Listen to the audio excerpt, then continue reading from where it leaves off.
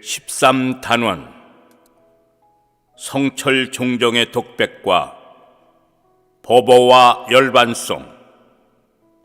1993년 11월의 신문들은 온통 한 큰 스님 이성철 종정의 죽음에 관한 기사들이었습니다. 오래도록 입산수도했으니 그의 생애 진리를 알아보려는 호기심이었었는데 평생 입어서 헤어진 옷 같은 주변적인 내용들만을 부각시키며 평생 검소하게 살았으니 훌륭했었다는 것이었습니다. 그래서 좀 늦었지만 그분이 평소 전해준 법어들과 열반송을 통해 그분이 전해주고자 했던 생에 대한 진리를 함께 확인해 보고자 합니다. 산은 산이요 물은 물이로다 라는 성철 스님의 첫 번째 법어입니다. 이것은 1981년 1월 20일 조계종 종정으로 추대된 때 찾아간 취재진들에게 써서 준 그분의 최초의 법어입니다. 많은 사람들 입에 오르내렸었지요. 그런데 이 짤막한 6자의 한시 산시산 수시수는 변하지 않는 대자연과 대우주 앞에서 인간의 미미성과 연약성을 읊조린 것이라고 저는 생각됩니다. 이 한시를 번역하면 산은 산이요 물은 물이로다인데 이것을 풀어보면 산은 예나 지금이나 변하지 않고 우뚝 서 있고 또 강물도 예나 지금이나 변함없이 유유히 흐르고 있는데 그 중에 사는 인생들은 제 아무리 잘났다고 해도 얼마 있지 않아서 죽어 없어지고 말 인생들이니 잘난 체 하지 말고 자신들의 미미성 곧 내 주제를 깨달으라 하고 말하고 있는 것 같습니다. 이것은 인생은 무상하다고 하며 인생의 허물을 곧잘 읊조리는 불교의 사상과도 일맥상통하고 또한 대우주와 그것을 창조하신 신 곧 하나님 앞에서 인간의 미미성을 깨닫고는 자신의 미미성 곧 인간들의 무지함을 깨달은 자는 각자라고 한 석가모니의 고백과도 같다고 생각되기 때문입니다.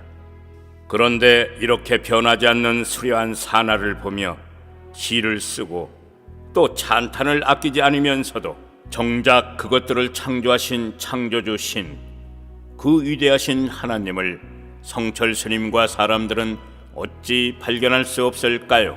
마태복음 13장 13절 17절, 로마서 1장 19절 32절 말씀을 참조 바랍니다.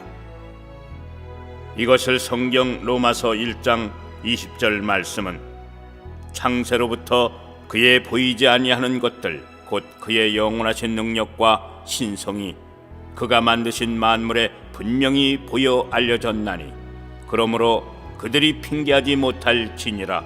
즉 하나님께서는 하나님의 실제를 성경뿐 아니라 우주의 큰 능력과 자연의 신비를 통해서도 계속 나타내 보여주고 있기에 하나님의 심판대 앞에 와서 하나님이 계심을 알지 못하였노라고 핑계하지 못할 것이라는 것입니다. 이것을 또 성경은 히브리서 3장 4절에 집마다 지은이가 있으니 만물을 지으신 이는 하나님이시라고 하시며 그러나 어리석은 자는 그 마음에 이르기를 하나님이 없다 하도다 라고 했습니다. 시편 14편 1절 말씀. 주 하나님 지으신 모든 세계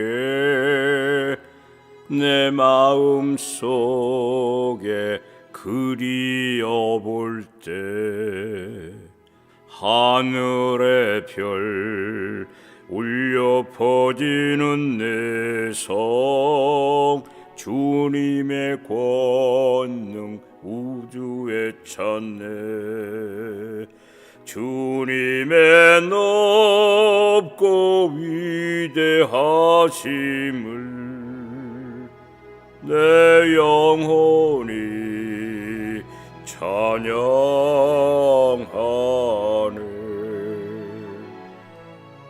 곧 하늘이 하나님의 영광을 선포하고 궁창이 그의 손으로 하신 일을 나타내는 도다. 시편 19편 1절 말씀. 이런 감격과 고백들이 있어야 하지 않을까요?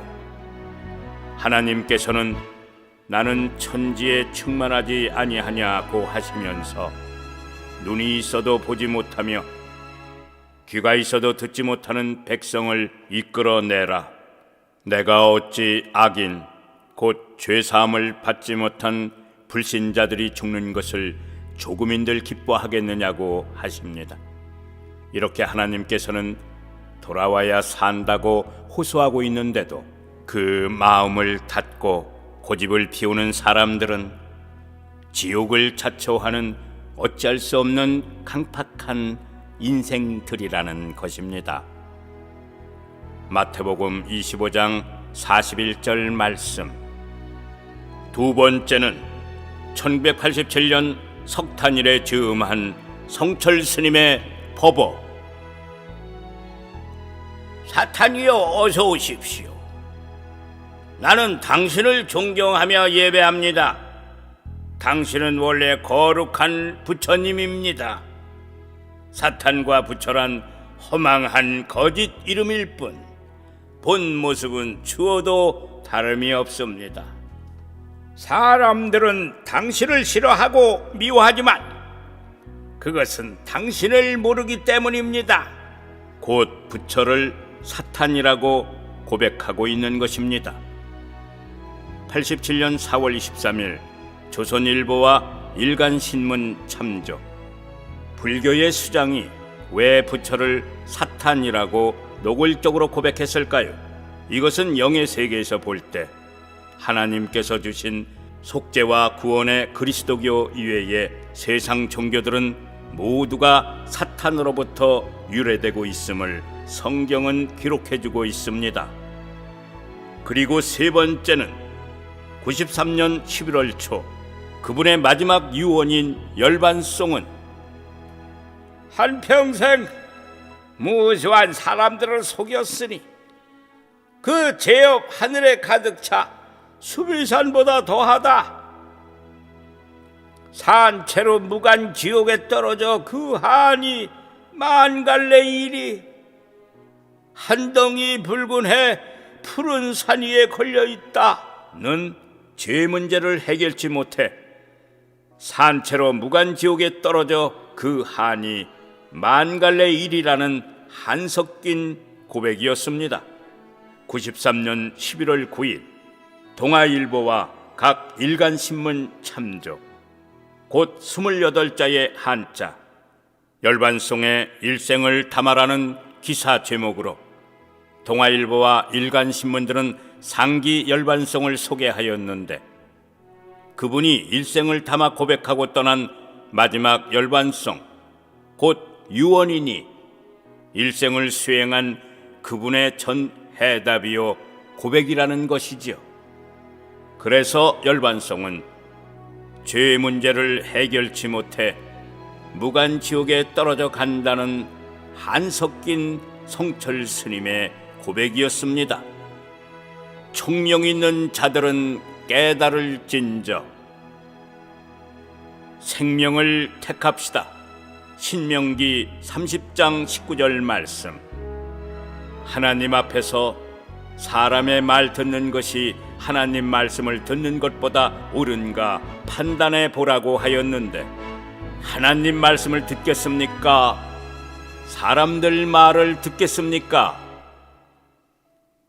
주여, 영생 생명의 말씀이 주께 있는데 우리가 누구에게로 가오리까 하는 고백들이 있어야 하겠습니다.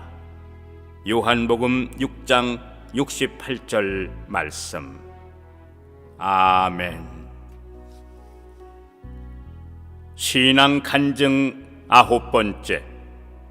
성자. 백두산 신령이란 별명을 얻다.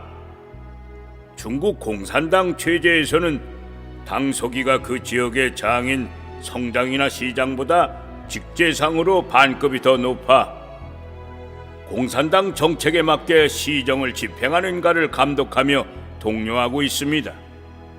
그런 당서기가 개인적으로 학교에 구경을 와서 부학장인 제 사무실에 들러서는 위생시설도 좋지 않고 불편이 많을 텐데 얼마나 고생이 되느냐는 인사였습니다.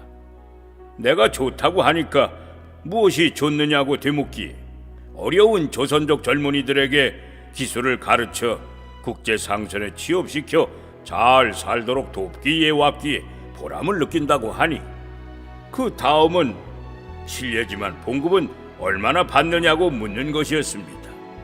그래서 봉급은 한 푼도 받지 않고 내가 그동안 벌어저축한 돈으로 중국 생활을 하고 있다고 대답하니 아래 위로 나를 훑어보며 그러면 중국에 오기 전 월급이 얼마나 되었는가 하고 다시 묻는 것이었습니다.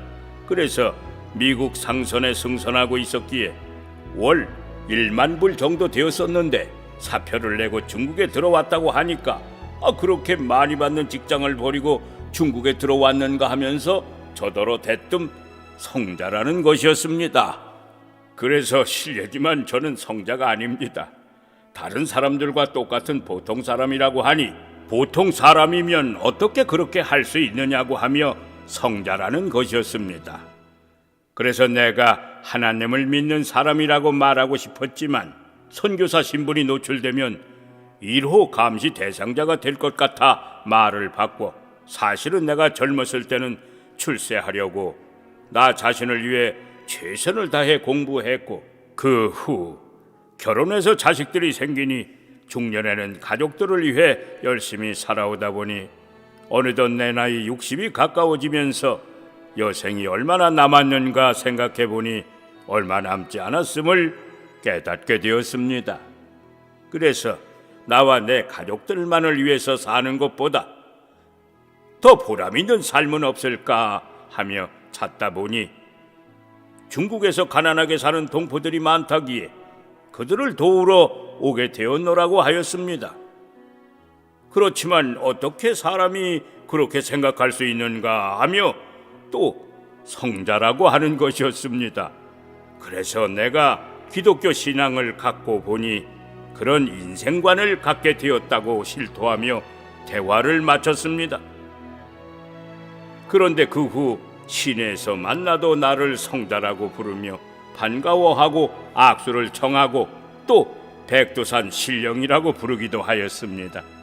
머리가 백발이었기에 그렇게 불렀는지는 모르겠으나 먼저 성자라고 불렀고 또 중국인들은 산신령을 그들의 수호신 하나님으로 생각하기에 중국식으로 그렇게 불렀을 것이라 생각됩니다. 다음 14단원에서는 본 13단원의 연속으로 부처의 본 모습은 사탄이라고 고백하며 죄업 문제를 해결치 못해 무간 지옥에 떨어져 간다는 성철 스님의 열반송 핵심 고백을 함께 알아보겠습니다.